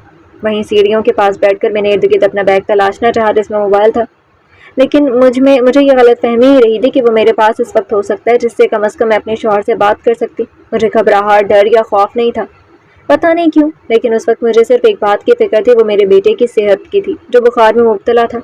ठंडे फर्श पर सर झुकाए मैं वहीं बैठी थी। FIR दर्ज हो चुकी है कि तमाम सबूत है जो पुलिस को दिए जा रहे हैं, और इन तमाम सबूतों की मौजूदगी में यह वाज़ेह होता है कि महताब मुर्तज़ा एक क्रिमिनल है जो ना सिर्फ अपनी कज़न हाले सुफियान का मुजरिम है हैरेसमेंट के केस में, बल्कि उसके बाप, शौहर और बेटे के साथ साथ अपने बाप का भी कातिल है। इसके साथ साथ वो मेरी माँ के इक़दाम कत्ल में भी मुलव्विस है, मेरी हाले सुफियान की मदद करने की वजह से। ये सबूत पुलिस में पेश करने से कबल मीडिया के सामने इसलिए रखे जा रहे हैं कि अंदर ही अंदर हम उन मुजरिमों की पुश्तपनाही कर रहे होते हैं जो वाइट कॉलर क्रिमिनल होते हैं। लेकिन अब ये नामुमकिन है क्योंकि सबूत मीडिया के सामने है, गवाह भी हमारे पास मौजूद हैं। तो जो मर्जी या पुश्तपनाही कर ले, असलियत सारी दुनिया जान चुकी है कि असल मुजरिम कौन है और इसकी क्या सज़ा होनी चाहिए। मेरी वाज़ेह और दो टोक अपील है कि महताब मुर्तज़ा को कानून के मुताबिक वही सज़ा दी जाए जिसका वो हकदार है, वरना हमारा मीडिया तो सच जानता है ना कि असली हकीकत क्या है। ये USB भी पुलिस के हवाले की जा रही है जिसमें हाले सुफियान अपना रिश्ता महताब मुर्तज़ा के साथ वाज़ेह करने के साथ साथ ये भी बता रही हैं कि उनके साथ कैसे गेम खेला है महताब मुर्तज़ा ने, और वो भी इसी बात पर मुत्तफ़िक है कि महताब मुर्तज़ा को वही सज़ा मिलनी चाहिए जो कि कानूनन अब उसका हक है। कॉन्फ्रेंस के अख्ताम पर ज़मरद ने कुछ कॉपियाँ मीडिया के नुमाइंदों के हवाले की थी जिनकी रोशनी में उसने अपील की थी। इस कॉन्फ्रेंस में शेरदिल के वालिद भी थे, एक मजबूती पैदा करने के लिए कि उनकी तरफ भी स्ट्रॉन्ग पार्टी है, मुकाबला टक्कर का होगा। मैडम, ये सब कुछ आप पुलिस को देने के बजाय मीडिया के सामने क्यों रख रही हैं? मीडिया के एक नुमाइंदे ने सवाल पूछा तो वो आगे की जानिब हुई थी और माइक अपनी जानिब किया था।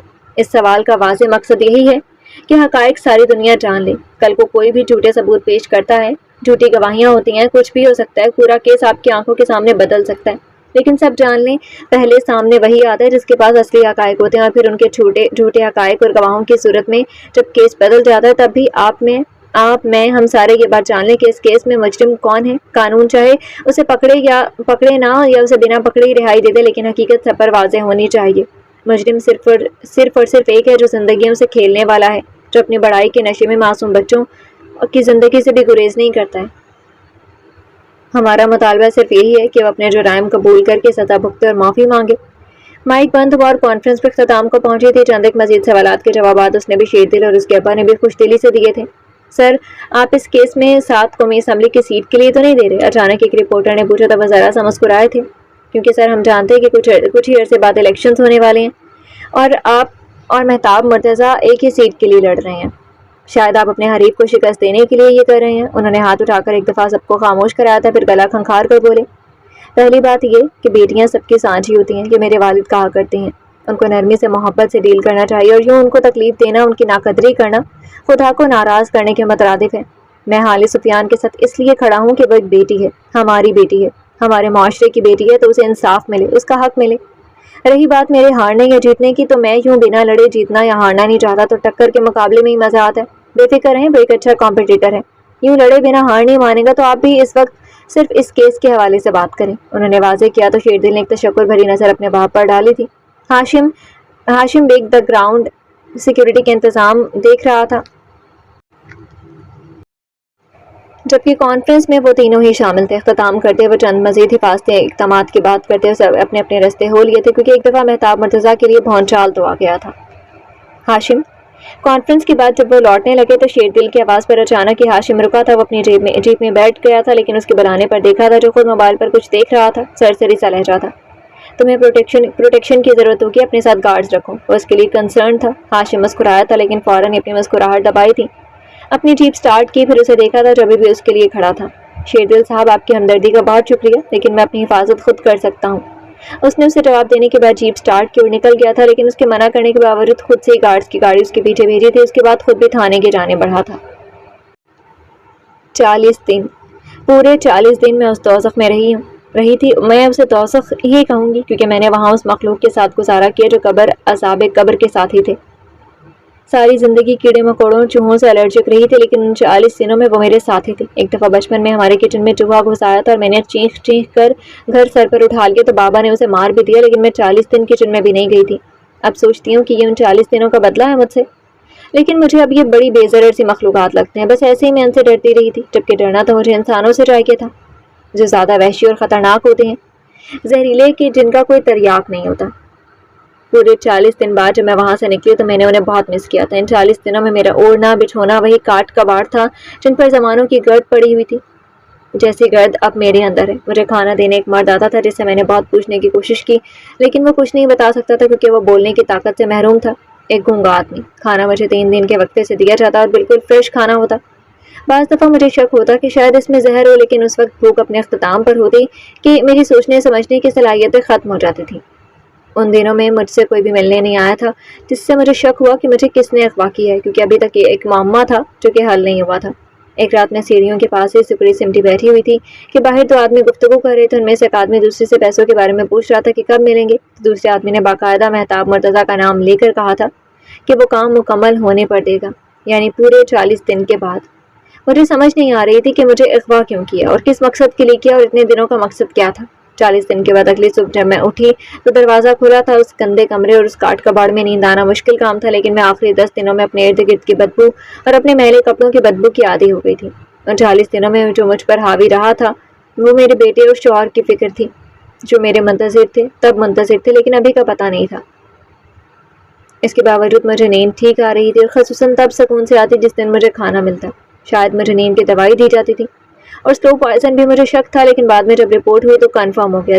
جب دروازہ کھلا ملا تو میں باہر نہیں گئی تھی، وہیں بیٹھی رہی تھی، پتہ نہیں کیوں۔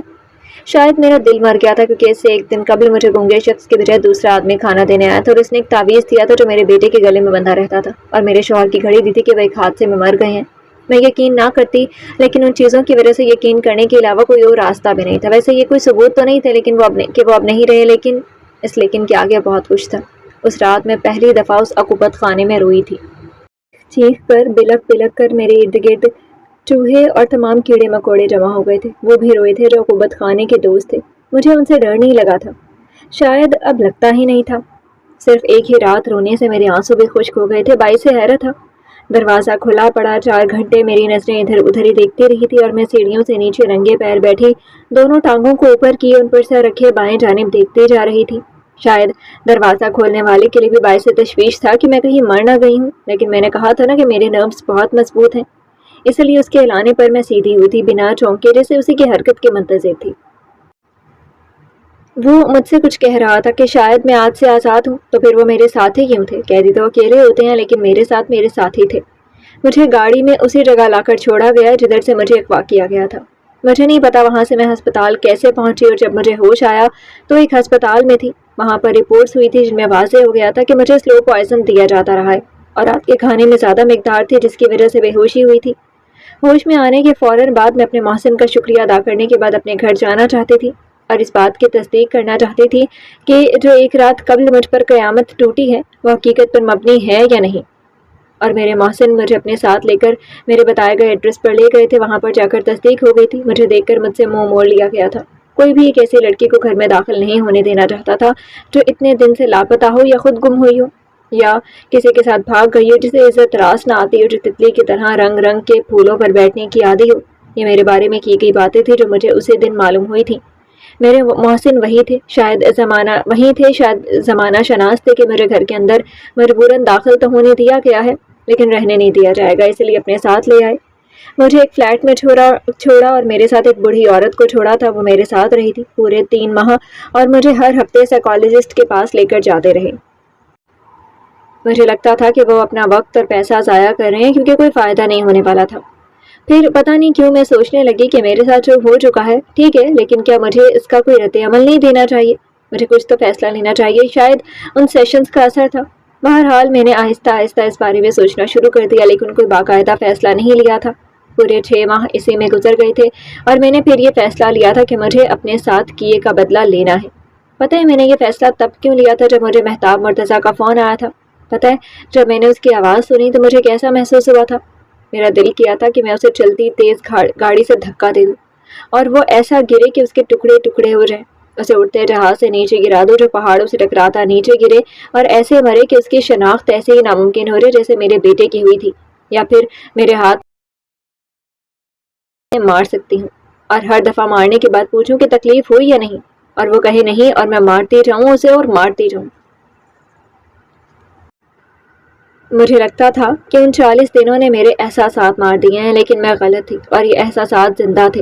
اس نے ایک فون کال پر اعتراف کیا تھا کہ میرے باپ کے ہارٹ اٹیک کی وجہ وہ بنا تھا۔ میرے شوہر اور بیٹے کا ایکسیڈنٹ اسی نے کروایا، میرے محسن کے ایکسیڈنٹ کی وجہ بھی وہی ہے، حتیٰ کہ اپنے باپ کا قتل بھی اسی نے کروایا، کیونکہ وہ جان گئے تھے کہ یہ غیر قانونی کاموں میں ملوث تھا۔ اس کے ساتھ ساتھ وہ اسے سیاست میں نہیں لانا چاہتے تھے، جبکہ وہ باپ کی کرسی حاصل کرنا چاہتا تھا، اس لیے وہ کہہ رہا تھا کہ ضروری ہے۔ مجھے سارا سچ وہ اس لیے بتا رہا تھا کہ وہ اب باقاعدہ سیاست میں آ چکا تھا، تو ان تمام کاموں سے دور رہنا چاہتا تھا۔ عوام کو اپنے حق میں کرنے کے لیے اسے کچھ نیک کام کرنے تھے۔ وہ آخر میں کہا لگا کے زور سے ہنسا تھا، شاید وہ اپنی جیت پر ہنسا تھا۔ کافی دیر ہنسنے کے بعد وہ اچانک خاموش ہوا اور سرد آواز میں مجھ سے کہا تھا کہ اس کا بدلہ تمام ہوا۔ جو کچھ اس نے میرے ساتھ کیا اس کی وجہ اسے چھوڑ کر ریجیکٹ کر کے کسی اور کے ساتھ شادی کی ہے۔ وجہ ریجیکشن تھی جو اس کے حصے میں آئی تھی، ہمیشہ میری طرف سے۔ میں نے اس سے پوچھا تھا کہ مجھے حب سے بے جا میں کیوں رکھا تھا۔ میرے لیے یہ ابھی تک ناسمجھی کی بات تھی، میں نے پوچھنا ضروری سمجھا تو وہ ایک بار پھر زور سے ہنسا تھا۔ مجھے اس نے کہا کہ وہ مجھے سمجھدار سمجھتا تھا، لیکن اس نے اپنا وقت مجھ سے دشمنی نبھا کے ضائع کیا ہے۔ اس نے کہا کہ وہ مجھے ہر لحاظ سے ہمارے پورے خاندان کے سامنے یہ ثابت کرنا چاہتا تھا کہ میں ایک بد کردار لڑکی ہوں، تاکہ کوئی بھی مجھے تحفظ نہ دے سکے اور میرے ساتھ ہمدردی نہ جتا سکے۔ اس نے یہ بھی واضح کر دیا تھا کہ وہ ان دنوں ملک سے باہر تھا جب مجھے اغوا کیا گیا تھا۔ کال بند ہو گئی تھی اور کچھ دن مزید گزر گئے۔ میرے لیے فیصلہ لینے میں آسانی اسی نے پیدا کی تھی۔ فیصلہ میں نے ان 40 راتوں میں ہر رات کیا تھا کہ جس نے میرے ساتھ کیا ہے اس سے بدلہ میں لوں گی، کب اور کیسے یہ میں ڈیسائیڈ کروں گی۔ اور اس کا فیصلہ 39ویں رات نے کیا تھا جب میرے سامنے میرے شوہر اور بچے کی موت کا مزدہ سنایا تھا۔ پھر میں نے تگو کر کے ثبوت اکٹھے کیے جو کہ مہتاب مرتضیٰ کے خلاف تھے۔ اسی کے ملازم نے بیان ریکارڈ کروایا تھا کہ اس نے خود مہتاب مرتضیٰ کو اپنے باپ کے منہ پر سرہانہ رکھ کر مارتے دیکھا تھا، اور وہ تمام ثبوت میں نے ڈاکٹر زمرد اور ASP شیردل کے حوالے کر دیے ہیں۔ میں صرف اور صرف انصاف چاہتی ہوں، اور میں جانتی ہوں کہ قانون میں اس کے جرائم کی فہرست اتنی لمبی ہے کہ اسے پھانسی کی سزا کے علاوہ کوئی بھی سزا نہیں ملے گی۔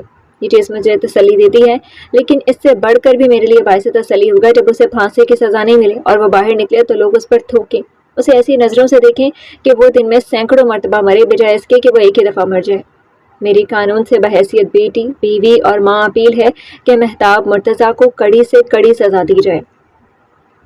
رندھا ہوا لہجہ، رستی آواز، بہتے آنسو، ویران چہرہ، مردہ دل اور حسیات کے ساتھ اس نے اپنی کہانی ریکارڈ کروائی تھی جو کہ اب ہر چینل پر چل رہی تھی۔ اس کی ریٹنگ بڑھتی جا رہی تھی۔ کانفرنس میں اس آڈیو نے بہت فائدہ پہنچایا تھا اور اب تہلکہ مچا دیا تھا۔ مہتاب مرتضیٰ کی بربادی کا پہلا قدم کامیاب رہا تھا۔ اپنے آفس میں بیٹھا وہ ایک بڑی سی LED پر اس کانفرنس کی ہائی لائٹس دیکھ رہا تھا اور ہر گزرتے سیکنڈ کے ساتھ بلند فشار خون ہو رہا تھا، ماتھے کے بل بڑھتے جا رہے تھے، اس کے فون کی اسکرین مسلسل بلنک کر رہی تھی، مام کالنگ جگمگا رہا تھا۔ اس کانفرنس کی وجہ سے اس کے فون پر اس وقت 472 کالز کا نوٹیفیکیشن آیا تھا۔ موبائل پاور آف کرنے کے بعد سر پیچھے صوفے کے ساتھ ایک آیا تھا اور آنکھیں موند رہی تھی۔ اس وقت سب کچھ اس کے خلاف تھا، اسے کم بیک کرنا تھا ہر حال میں، صرف ایک وجہ کے لیے اور وہ بھی سیاست کے لیے۔ اس کی محبت تھی اور وہ اسے ایسے نہیں جانے دے گا۔ اس نے سر اٹھایا اور بائیں جانب ایک نیا فون اٹھایا، اس میں سم ڈالی اور ایک نمبر ملایا۔ مجھ سے ملو، میرے آفس۔ کال بند کی تھی اور ایک بار پھر سر صوفے کے پشت پر رکھ دیا تھا۔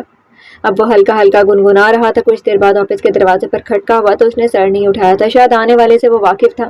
صورتحال بتاؤ، اس نے ایسے ہی بیٹھے پوچھا تو رٹو طوطے کی طرح شروع ہو گیا تھا، کیونکہ صبح کانفرنس سے شروع ہونے سے 15 منٹ قبل وہ اسے ان کی حکمت عملی بتا چکا تھا۔ سر، میڈیا اس وقت چیخ رہا ہے، آپ کے گھر، آفس اور جہاں پر آپ کی آمد کی توقع کی جا سکتی ہے وہاں پر موجود ہے۔ بہت زیادہ شور مچا رہا ہے، لیکن میری چند ایک کے ساتھ ڈیل ہو گئی ہے، 1-1.5 دن کے بعد وہ خاموشی اختیار کریں گے، پہلے نہیں، جبکہ ہر بندہ آپ سے بات کرنا چاہتا ہے اور تصویر کا دوسرا رخ دیکھنا چاہتا ہے۔ میری رائے ہے کہ آپ کچھ دن انڈر گراؤنڈ ہو جائیں، جب معاملہ ٹھنڈا ہو جائے تو تبھی منظر عام پر آئیے گا۔ ابھی آپ کا منظر عام پر آنا جلتی پر تیل کا کام کرے گا۔ اس نے تشویش سے کہا تو اس کے چہرے پر ہلکی سے مسکراہٹ آئی تھی۔ وہ سیدھا ہوا تھا اور اسے پانی کا گلاس پکڑانے کا کہا تھا۔ مقابل کے پکڑانے کے بعد اس نے ایک ہی سانس میں ختم کیا اور اسے واپس کیا جس نے ٹیبل پر رکھ دیا تھا، اور اپنے باس کو دیکھا تھا جو اس وقت ٹائی ڈھیلی کیے، بازوؤں کے کف فولڈ کیے، بکھرے بالوں کے ساتھ وائٹ شرٹ پہنے، دونوں کوہنیاں دونوں ٹانگوں پر رکھی آگے کو ہو کے بیٹھا تھا اور اسے بھی بیٹھنے کی پیشکش کی تھی۔ وہ بھی خاموشی سے بیٹھ گیا تھا۔ اب وہ ایک دوسرے کے آمنے سامنے بیٹھے تھے۔ ایک بات تمہیں بتاؤں، میں جھوٹ بہت اچھا بولتا ہوں، اپنی داڑھی کھجاتے اس نے شاطر آواز میں کہا تو وہ چونکا تھا۔ اس کے لہجے میں ایسا کچھ تھا کہ وہ حیران رہ گیا تھا، کوئی ڈر یا خوف دیکھنے سے بھی نہیں مل رہا تھا۔ باہر پورا پاکستان اس کی مٹی پلید کر رہا تھا، لیکن وہ چل ہو کے یہ بات بتا رہا تھا کہ وہ جھوٹ بہت اچھا بولتا ہے۔ اگر وہ اپنے باس کو اچھی طرح نہ جانتا ہوتا تو یہ اس وقت کہتا کہ اس کا دماغی توازن برقرار نہیں ہے، لیکن وہ اسے جانتا تھا۔ وہ ایک ماہر اور شاطر دماغ کا انسان تھا۔ اس بات کے پیچھے کی کہانی اسے 3 دن بعد دنیا کو پتہ چلنی تھی۔ وہ ہسپتال کے بیڈ پر لیٹا ہوا تھا، اس کے بازوؤں پر سوئیاں لگی ہوئی تھیں جس سے قطرہ قطرہ سے آلمایا اس کے اندر جا رہا تھا۔ اس کی آنکھیں بند تھیں لیکن وہ غنودگی میں تھا، کبھی آنکھیں کھول لیتا اور کبھی بند کر دیتا۔ اس وقت دروازہ کھلنے کی آواز آئی تھی، ساتھ ہی قدموں کی چاپ بھی اس کے پاس آ رکی تھی۔ وہ آنکھیں کھول کے دیکھنا چاہتا تھا لیکن اس بار آنکھیں کھولنا ناممکن ہو گیا تھا۔ وہ گہری نیند میں جا رہا تھا۔ آنے والا اس کے کان کے پاس جھکا تھا۔ ایک اسٹرانگ پرفیوم کی خوشبو اس کی ناک سے ٹکرائی تھی۔ اسے لگا جیسے وہ اس خوشبو کو پہچانتا ہے لیکن صحیح سے یاد نہیں آ پا رہا تھا۔ اس سے پہلے کہ وہ مزید زور ڈالتا اس کے کانوں میں سور پھونکا گیا تھا۔ تم نے قتل کیا عبداللہ کو، تم نے اسے دھکا دیا تھا۔ ایک سرسراتی آواز تھی جو کانوں کے پردوں سے ٹکرائی تھی لیکن پہچان کی حد تک نہیں پہنچ پائی تھی۔ چہرے پر بے چینی نمایاں ہو رہی تھی۔ وہ بولنا چاہتا تھا، کہنا چاہتا تھا کہ وہ عبداللہ سے دور کھڑا تھا، اس نے نہیں مارا۔ کوشش کرنی چاہی تھی لیکن بے سود۔ پاس کھڑا وجود اوپر کو ہوا تو اس چہرے کی بے چینی کے پیچھے احتجاج کو دیکھتے مسکرایا، پھر جھکا اور اسے مزید باور کروایا کہ یہ اعتراف کرنا ضروری ہے کہ عبداللہ کا قاتل شیر دل علی ہے۔ اس نے احتجاجاً اپنی پوری ہمت مجتمع کرتے ہوئے آنکھیں کھولنی چاہیے تو وہ کھل بھی گئی تھیں لیکن اس وقت کمرے میں کوئی نہیں تھا۔ اس نے چیخ چیخ کر باپ کو آواز دی تھی جو کہ فوراً آئے تھے۔ میں قاتل نہیں ہوں، میں قاتل نہیں ہوں۔ جھٹکے سے آنکھ کھلی تھی۔ پورا کمرہ اندھیرے میں ڈوبا ہوا تھا اور ہونٹوں پر ابھی بھی وہی لفظ تھے، میں قاتل نہیں ہوں۔ اس نے ہاتھ مار کر جلدی سے لیمپ آن کیا تو ملگجی سے روشنی حواس قابو میں لانے کے لیے کم ٹھہری تھی۔ فوراً ہاتھ سے بستر ہٹاتے ننگے پاؤں سلائڈ ونڈو ہٹائی تھی اور پوری ہتھیلی سوئچ بورڈ پر مارنے کے انداز میں کمرے کی تمام روشنیاں چلائی تھیں۔ یکدم روشنی ہو جانے سے آنکھیں چندھیا گئی تھیں تو اس نے یکدم غیر شعوری طور پر اپنے آنکھوں پر ہاتھ رکھا تھا، پھر کچھ دیر بعد ہاتھ ہٹاتے بیڈ کے کنارے پر بیٹھ گیا تھا۔ دل کی دھڑکن کانوں میں سنائی دیے جا رہی تھی۔ اس آواز نے اسے باقاعدہ یہ بیان دلوایا تھا کہ وہ قاتل ہے۔ اسے جب سے اس آواز کی پہچان ہوئی تھی اس سے نفرت ہو گئی تھی۔ وہیں بیٹھے بیٹھے اس نے موبائل تلاشا اور اس سے زمرد کا نمبر ڈائل کیا۔ وقت دیکھا رات کے 2 بج رہے تھے۔ نمبر ڈائل کرنے کے بعد ڈیلیٹ کر دیا تھا کیونکہ وقت نے اس کے ارادوں پر پانی پھیر دیا تھا۔ موبائل آف کرنے کے بعد واپس بیڈ پر پھینکا تھا، سائڈ ٹیبل سے اپنی دوائی نکالی تھی، پانی کے ساتھ لیتے واپس لائٹ بند کرتے بستر میں دبک گیا تھا۔ 5 منٹ درکار تھے دوائی کے اثر کے لیے۔ وہ گہری نیند میں دوبارہ چلا گیا تو ان گولیوں کے بغیر نیند آنا ناممکن تھی، اس لیے سونے کے لیے ضروری تھی۔ میڈم، مسٹر شیردل ہیں، ارجنٹلی ملنا چاہتے ہیں۔ اس وقت ایک پیشنٹ ساتھ تھے جب اس کے پی اے کی کال آئی تھی۔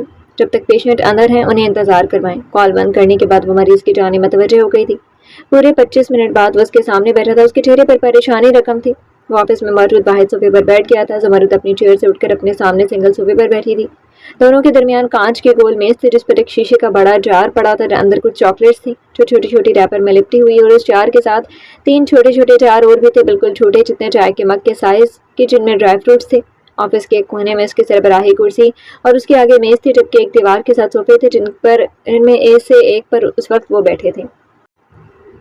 اس نے غور سے اسے دیکھا تھا جو نہ جانے گلاس ونڈو سے باہر دیکھتے کیا تلاش کر رہا تھا۔ اس کے چہرے کا تناؤ بڑھتا جا رہا تھا۔ زمرد نے بلائنڈ آگے کر دی اور نیلی روشنی آن کر دی جس سے اس کی توجہ بھی کھڑکی سے ہٹ گئی تھی اور اس کا ذہنی تناؤ بھی کم ہو گیا تھا۔ ایک وقت تھا جب اپنے باپ کے 1000 تلنوں اور محنتوں کے باوجود وہ کسی بھی سائیکالوجسٹ یا سیکیٹرسٹ کے پاس نہیں جاتا تھا۔ ہتھے سے اکھڑ جاتا، بہن کے آنسو اور ماں کی ویران آنکھیں بھی اسے موم نہیں کر پاتی، اور اب وہ خود صرف دن کے انتظار میں تھا جس کے بعد وہ یہاں حاضر تھا۔ کوئی مسئلہ ہے؟ نرم لہجے اور حلاوت سے اس نے پوچھا تو مقابل نے سر اٹھایا تھا۔ اس کی آنکھوں میں گزرے لمحوں کی تکلیف دہ یادیں تھی۔ وہ ان سے نکلنا چاہتا تھا لیکن نکل نہیں پا رہا تھا۔ زمرد کے پوچھنے پر اس نے اپنے دونوں ہاتھوں کو مسلتے چھوڑا تھا، پھر اس بات میں سر ہلایا۔ میں اپنے ماضی سے نکلنا چاہتا ہوں، اپنے موجود وقت اور اس کے گولز پر فوکس کرنا چاہتا ہوں، لیکن مجھے ماضی کی یادیں ایسا کرنے سے روک رہی ہیں۔ میں آگے نہیں بڑھ پا رہا۔ کچھ ہے جو مجھے کھینچتا ہے۔ مجھے وہی خواب آتے ہیں جو میرے ماضی کا حصہ رہے ہیں۔ میں چاہ کر بھی ان سے نکل نہیں پا رہا، لیکن مجھے ان سے نکلنا ہے۔ نیلی روشنی کا اثر ہو رہا تھا جو اپنی انگزائٹی نکال کر پرسکون ہو رہا تھا. اس کے اعصاب پرسکون ہو رہے تھے. مجھے یہ سمجھ نہیں آ رہی ہے کہ میں کیا کروں. میں کیسے ان سب سے نکل آؤں؟ شاید میرا ماضی اس قدر مجھ پر حاوی ہو گیا کہ مجھے رستہ صاف دکھائی ہی نہیں دے رہا. بعض دفعہ مجھے یوں احساس ہوتا ہے کہ میں بالکل ٹھیک ہوں، میرے سارے مسائل حل ہو گئے ہیں، لیکن پھر کسی چیز کو دیکھ کر مجھے وہی خواب آتے ہیں جو کئی برس پہلے آتے تھے، اور مجھے وہ پریشان کرتے ہیں. وقفے وقفے سے وہ اسے اپنی پریشانی بتا رہا تھا، اور ہر گزرتے لمحے کے ساتھ اس کے چہرے اور جسم کا تناؤ بالکل ختم ہو رہا تھا. جا بجا چہرے کے ساتھ وہ یہاں آ کر بیٹھا تھا، وہ چہرہ جس چہرے کے ساتھ وہ یہاں آ کر بیٹھا تھا وہ چہرہ نہیں تھا. تم اب ان سب سے نکلنا چاہتے ہو؟ اس نے پوچھا تو شیردل نے اس بات میں سر ہلایا. کیا تم نے اپنی مشکلات کو، حالات کو فیس کی ہے؟ اس نے ایک اور سوال کیا تو شیردل نے نظریں چرائی تھی. ایک یہی کام تو اس نے نہیں کیا تھا اور نہ اسے کرنے دیا گیا تھا. بیک تک گراؤنڈ رہ کر اسے سیکیورٹی دی گئی تھی، فرنٹ لائن پر آنے ہی نہیں دیا تھا، جس سے اس کے اندر چیزیں خاموشی سے داخل ہوتی گئی تھی اور جگہ بناتی گئی تھی. تمہارا صرف سادہ سا مسئلہ یہ ہے کہ تم نے اپنی مشکلات کو فیس نہیں کیا. تمہیں جب بھی ان سے نکلنا ہوگا پہلے انہیں فیس کرنا ہوگا. بیک تک گراؤنڈ رہ کر مسائل حل نہیں ہوں گے. فرنٹ لائن پر آؤ اور اپنے مسائل کا حل تلاش کرو، انہیں حل کرو اور ان سے نکل آؤ. تمہیں اس سے نکلنے کے لیے یہ کرنا ہوگا. ماضی سے نکلنا ہوگا. تم نے کہا تھا تم اپنے اندھیروں سے نکل آئے ہو، لیکن تم ابھی بھی پھنسے ہوئے ہو. تم نے طے تو کر لیا تھا، لیکن تم اندھیرا ہونے کی وجہ سے یہ نہیں دیکھ پا رہے کہ دروازہ کدھر ہے اور کون سا دروازہ باہر جاتا ہے. تم شاید غلط دروازے پر چلے گئے تھے. تمہیں ان سے نکلنے کے لیے ایک راستہ طے کرنا ہے اور اسے راستے پر چل کر اپنے خاندان کو پہلے فیس کرنا ہے. انہیں دکھانا ہے کہ میں معصوم تھا، میں قاتل نہیں تھا اور نہ ہوں. تم نے خود یہ کرنا ہے، اور یہ ایک اہم سٹیپ ہے جو کہ تمہارے ماضی سے نکلنے کا دروازہ ہے. تمہیں ماضی سے نکلنے کے لیے چھپنا نہیں ہے، بلکہ ان تمام لوگوں سے ملنا ہے اور ان کا سامنا کرنا ہے. زمرد نے ٹھہر کر نرمی اور سکون سے اسے ایک ایک بات سمجھائی تھی، ایک ایک نقطہ واضح کیا تھا جو کہ اصل جڑ تھی، اصل مسئلہ تھا. وہ جو غور سے اسے سن رہا تھا، اس کے چپ ہونے پر اپنی نظریں اس کی جانب اٹھائی تھی جو ابھی نرمی سے دیکھ رہی تھی. کیا یہ آسان ہوگا؟ اندر کہیں اب بھی ڈر موجود تھا. ابھی بھی وہ فیصلے پر نہیں پہنچ پایا تھا. زمرد نے ڈسینڈنگ آرڈر میں پڑے جارز کو دیکھتے اسے دیکھا تھا، پھر خود پیچھے سے ٹیک لگائی تھی. تمہیں آسان یا مشکل دیکھ کر فیصلہ نہیں کرنا. تمہیں صرف فیصلہ کرنا ہے. جب تم طے کر لو گے چیزیں آسان ہونا شروع ہو جائیں گی. پہلے یہ طے کرنا کہ راستہ آسان ہے یا مشکل. ہماری منزل کو مشکل بنا دیتا ہے. ایک وقت ایسا ہوتا ہے جب آپ کو صرف فیصلہ کرنا ہوتا ہے، اور وہ فیصلہ قطعی نظر آسان یا مشکل سے ہٹ کر ہوتا ہے. صرف فیصلہ ہوتا ہے. تم بھی ابھی فیصلہ کرو. وہ اسے اکسا رہی تھی اور صحیح اکسا رہی تھی. اس کے الفاظ کے ساتھ ساتھ شیردل کے چہرے کے تاثرات بھی بدلتے جا رہے تھے. آخر میں وہ فیصلہ کن تاثرات سے اٹھا تھا. کالز پہ کالز کرتے ان کی انگلیاں شل ہو گئی تھیں، لیکن مہتاب تھا کہ کال اٹھانا گوارا ہی نہیں کر رہا تھا. ان کا چہرہ اشتعال انگیز ہو رہا تھا. میڈیا پر کتوں والی ہو رہی تھی. وہ گھر سے باہر نہیں نکل پا رہی تھی. ان کی فلائٹ کینسل ہو گئی تھی اور وہ واپس گھر آ گئی تھی. اس بات سے مہتاب مرتضیٰ علم تھا. انہوں نے مشیر خاص کو بلوایا تھا. تم مہتاب تک میرا پیغام پہنچاؤ. وہ گھر آئے اور کیسے آئے گا یہ تم جانتے ہو. انہوں نے کہا تو وہ تذبذب کا شکار وہیں کھڑا رہ گیا. ڈرائنگ روم سے جانے لگی تو اسے وہیں کھڑے ہونے کی وجہ پوچھی جو بولنے سے ہچکچا رہا تھا. میم انہوں نے پیغام بھیجا کہ وہ ٹھیک ہیں، آپ سے کال کر کے بات کریں گے. اس نے ہچکچاہٹ سے کہا تو وہ ٹک ٹک کرتی ہیل سے اس تک آئی تھی اور اس کے کندھے پر اپنے ہاتھ میں پہنی انگوٹھی سے نوک کیا تھا. میں نے کہا کہ میرا پیغام پہنچاؤ. وہ کسی بھی طرح گھر آئے. ان کے لہجے میں تحکم تھا. وہ بے ساختہ سر ہاں میں ہلا گیا. کل تک کی میڈیا ہمارے گھر سے دور ہو. کیسے دور کرنا ہے کیا یہ بتانے کی ضرورت ہے؟ اسے اجازت دینے کے بعد انہوں نے اگلا حکم جاری کیا تو وہ نفی میں سر ہلا رہا تھا. میم کل گھر کے باہر سب صاف ہوگا. اس کے لہجے میں اب اعتماد تھا. گڈ، تم جا سکتے ہو. وہ نکل گیا تو ان کے چہرے کو اسی تشویش نے آ گھیرا تھا جو چند منٹ قبل تھی. اب وہ فون پر چند بڑی ہستیوں سے محو گفتگو تھی جو کہ بنیادیں ہلا سکتی تھیں.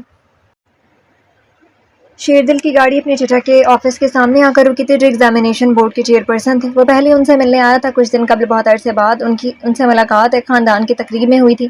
اب وہ باقاعدہ ملنا چاہتا تھا اور اس ڈر سے نکلنا چاہتا تھا جو زبردستی اس پر حاوی کیا گیا تھا.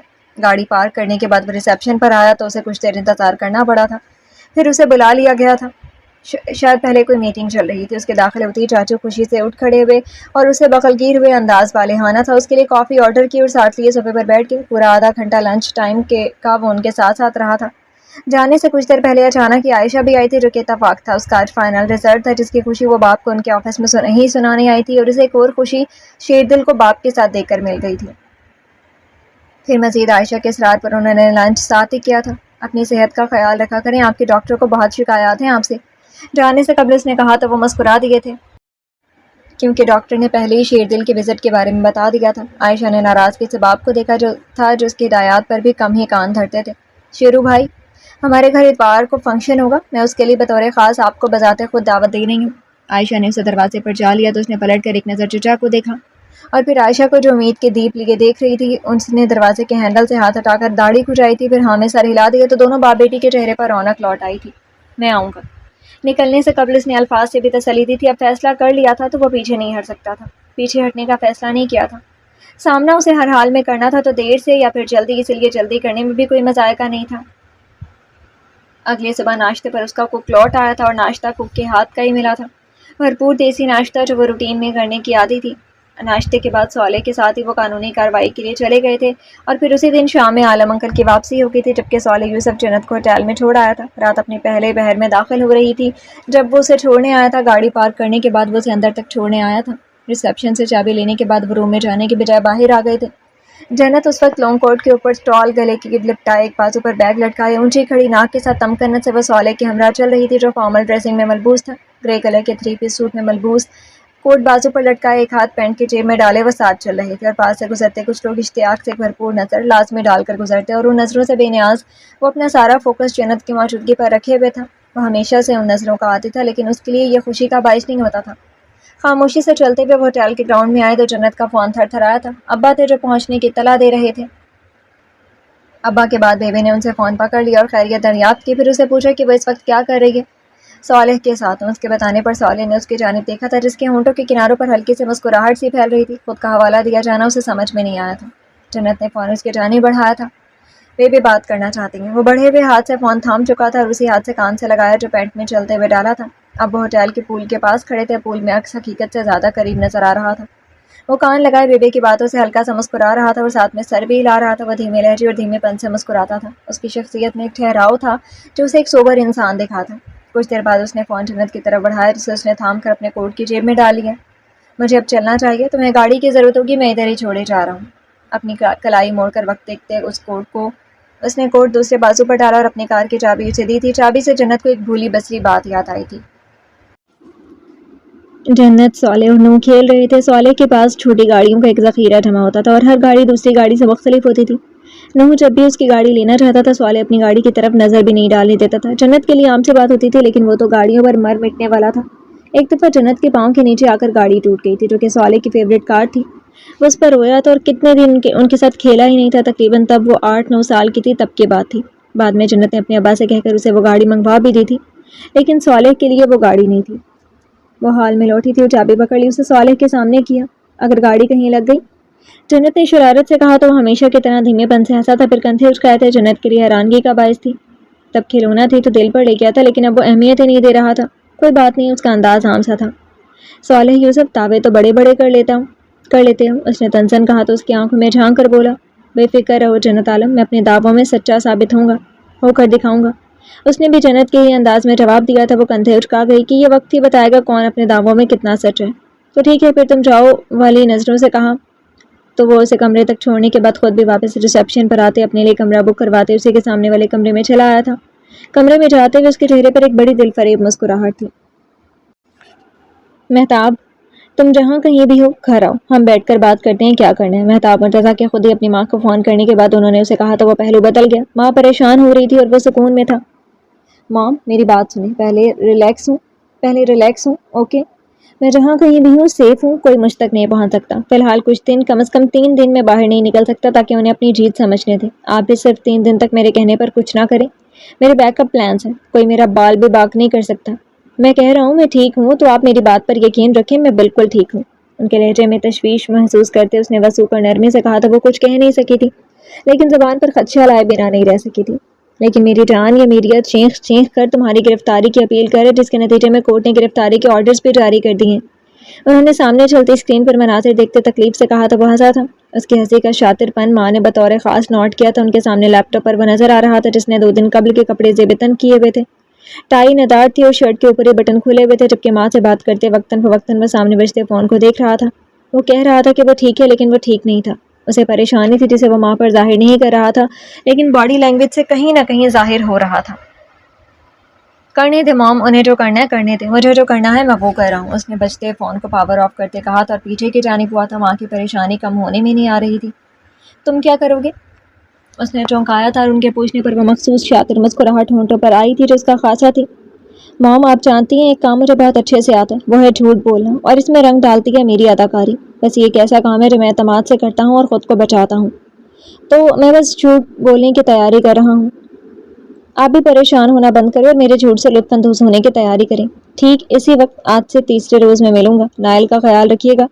اس نے اپنا لاہی عمل انڈائریکٹلی بتایا اور آخر میں اپنے معذور بھائی کا خیال رکھنے کی تاکید کی تو ان کی آنکھوں میں زخمی سا تاثر ابھرا تھا جسے وہ فوراً چھپا گئی تھی۔ وہ کب کا لائن آف کر چکا تھا لیکن انہیں پتہ ہی نہیں چل سکا۔ ان کی آنکھ کے پاس ایک موتی اٹک سا گیا جسے نزاکت سے صاف کرتی وہ اٹھی تھی اور اپنے بیٹے کے تحفظ کے لیے اقدامات کی جانب بڑھی تھی۔ پروگریس ہو رہی ہے۔ نبا فزیو تھراپی کے لیے زمرد کے گھر موجود تھی اور انہیں ورزش کروا رہی تھی جب زمرد نے پوچھا تھا، امید ہے کہ کچھ ہی دنوں میں چلنا شروع کر دیں گے۔ نبا نے ان کے ماتھے پر ہاتھ رکھتے انہیں آگے کی جانب زور لگانے کا بولا تھا۔ یہی عمل سامنے رکھ کر پھر سر کی پچھلی جانب اور دائیں بائیں جانب ہاتھ رکھ کر کروایا تھا۔ کندھے کے پٹھوں کی حرکت کے لیے یہ تھراپسٹ نے 4-5 دفعہ کروائی تھی اور پھر کچھ دیر کے بعد وہ چلی گئی تھی۔ چونکہ شام کا وقت ہو رہا تھا، اسی مناسبت سے اپنے گھر کے لان میں وہ اپنی ماں اور پھپھو کے ساتھ موجود تھی۔ کیس کہاں تک پہنچا؟ اچانک پھپھو نے پوچھا تو اس نے چائے کی چسکی بھرتے انہیں دیکھا تھا جنہوں نے اپنے کیریئر کے آخری دن اس کے لیے وقف کر دیے تھے۔ وہ نادم ہوئی تھی کہ اس نے ان سے وہ کام زبردستی کروایا تھا جو وہ نہیں کرنا چاہتی تھی۔ اس کے اندر ایک گلٹ تھا۔ کیس فائل ہو چکے، پولیس بھی حرکت میں اور مہتاب مرتضیٰ کی گرفتاری کے آرڈرز جاری ہو چکے ہیں، لیکن وہ ندارد ہے۔ اس کی گرفتاری کے لیے چھاپے مارے جا رہے ہیں۔ عدالت میں کیس تقریباً چلا گیا، اب دیکھیں کیا فیصلہ ہوتا ہے۔ اس نے موجودہ صورتحال کا نقشہ کھینچا تو پھپھو کے ساتھ اس کی والدہ نے بغور چہرے کو دیکھا تھا۔ وہ مطمئن نہیں تھی، کچھ اندر مسنگ لگ رہا تھا۔ تمہیں شیور نہیں ہے کہ اسے سزا ملے گی؟ ماں نے پوچھا تو سیدھی ہوئی تھی اور چہرے کو سنجیدہ بنایا تھا۔ سزا دینا یا نہ دینا قانون طے کرتا ہے، اور قانون میں یہ طے ہے کہ اس کی سزا کیا ہے، لیکن قانون بنانے والے لوگ اسے سزا نہیں ہونے دیں گے۔ اور جتنا شاطر وہ بندہ ہے، اگر وہ چھپا ہوا ہے تو کوئی نہ کوئی وہ بیک اپ پلان بنا کے چھپا ہے۔ ہمارا مقصد عوام تک سچائی پہنچانا تھا اور عوام کی نظر میں اسے اس کے جرائم دکھانا تھا جس کے روح سے وہ ایک قاتل مجرم ہے، اور اب عوام کو اس جیسے خطرناک مجرم سے بچانا قانون کا کام ہے۔ اگلا کام قانون کی ذمہ داری ہے۔ اس کے بتانے پر پھپھو نے اس کا چہرہ ایک بار پھر بغور دیکھا تھا۔ وہ کمرے میں جانے کے لیے پر تول رہی تھی جب وہ بھی اس کے ساتھ ہی اٹھی تھی۔ تم اس گلٹ سے نکل آؤ کہ تمہاری اتنی محنت کے باوجود اسے سزا نہیں ملے گی۔ تمہارا کام تو سچائی واضح کرنا، سزا دینا نہیں۔ اب ہم خاموش ہو کر دیکھتے ہیں کہ کیا فیصلہ ہوتا ہے۔ اس کا ہاتھ تھام کر انہوں نے کہا تھا تو اس نے ایک زخمی نظر ماں پر ڈالی جو اس وقت ویل چیئر پر تھی اور پھر انہیں دیکھا۔ میرے لیے اس گلٹ سے نکلنا اتنا آسان نہیں ہے کہ کتنے ہی لوگ اس کے ظلم کی بھین چڑھے ہیں۔ میں چاہتی ہوں کم از کم اسے وہ سزا لازمی ملے جس کا وہ حقدار ہے، لیکن وہ بچ جائے گا۔ یہ بات بہت تکلیف دہ ہے۔